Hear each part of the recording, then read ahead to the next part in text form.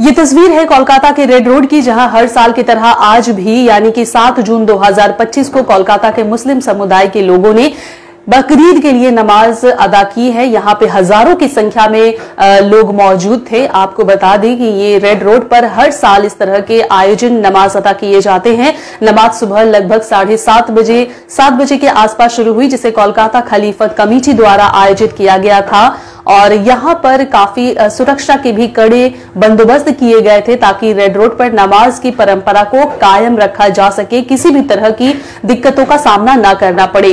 नमाज के दौरान सुरक्षा के कड़े इंतजाम किए गए थे। कोलकाता पुलिस ने शुक्रवार रात 10 बजे से शनिवार दोपहर 12 बजे तक रेड रोड पर ट्रैफिक बंद रखा था। इसके अलावा अलग तरीके से गाइडलाइंस भी जारी की गई है। इसके अलावा विभिन्न हिस्सों में भारी और मध्यम मालवाहक वाहनों की आवाजाही पर भी प्रतिबंध लगा दिया गया था। वहीं कोलकाता के मेयर फिरहाद हकीम ने भी देशवासियों को ईद उल अजहा की ढेर सारी शुभकामनाएं दी हैं। उन्होंने इस दौरान विभिन्न मुद्दों पर चर्चा की है। फिरहाद हकीम ने देशवासियों को बधाई देते हुए कहा है कि उन्होंने अल्लाह से पूरी दुनिया में शांति की प्रार्थना की है। विशेष रूप से फलस्तीन में उन्होंने बच्चों की हत्या और दुनिया भर में हो रही अशांति के अंत की दुआ की है। भारत के लिए भी उन्होंने प्रार्थना की है, देश में शांति बनी रहे और कोई भी दुश्मन देश की ओर बुरी नजर न डाले। क्या कुछ कहा, आइए सुनते हैं।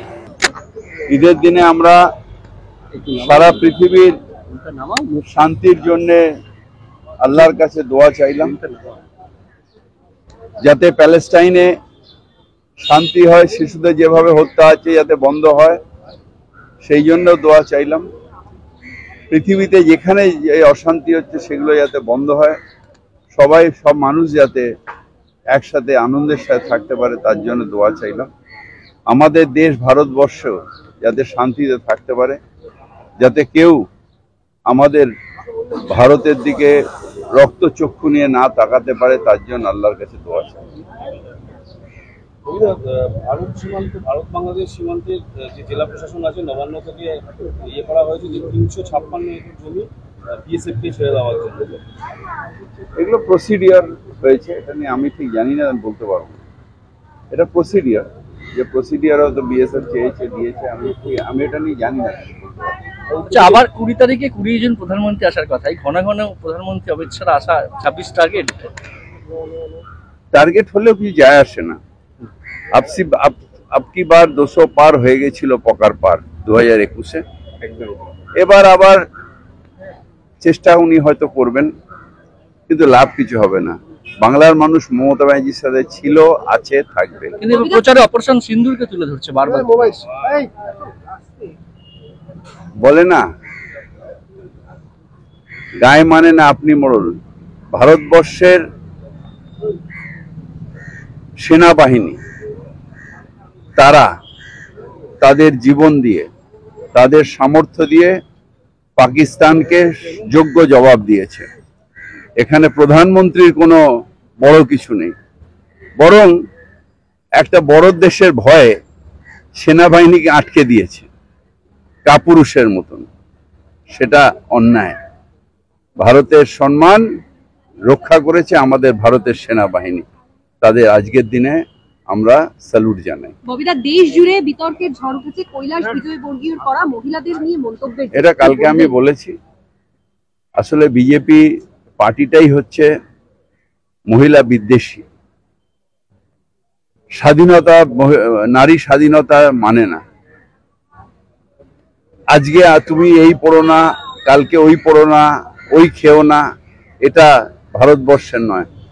স্বাধীন ভারতবর্ষের প্রত্যেকটা মানুষ স্বাধীন, তারা যা ইচ্ছে পড়বে, যা ইচ্ছে খাবে, নিজের রুচিতে খাবে, নিজের রুচিতে পড়বে। এটা নিয়ে কোনো বিজেপি নেতার ডিকটেট ভারতবর্ষের মানুষ শুনবে না, মহিলারা তো শুনবেই না।